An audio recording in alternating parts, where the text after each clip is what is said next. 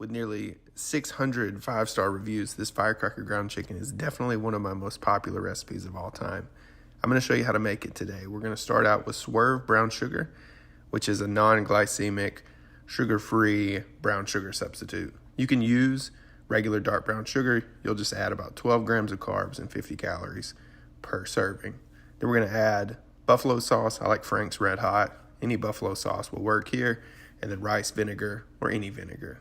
We got crushed red pepper flakes, a little bit of granulated garlic or garlic powder, ground ginger. You can use fresh garlic and ginger if you want. Just you'll whisk them straight into the sauce along with everything else. We got a little kosher salt and black pepper. That's it.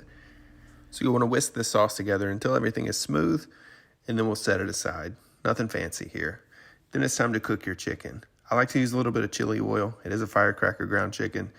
Let's add a little bit more heat. Why not? You can use olive oil or avocado oil if that's all you have. About a half tablespoon to a tablespoon will do.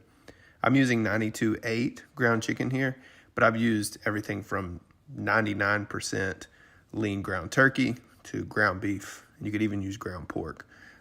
Whatever you use, we want to be sure and leave it alone once it's in the pan.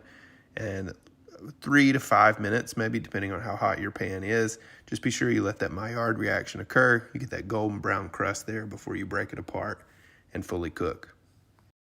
Once your ground chicken is fully cooked, it's time to add the sauce. Just pour it straight in and stir everything together.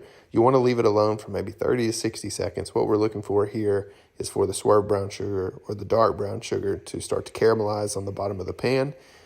This should be a dark red, rich color.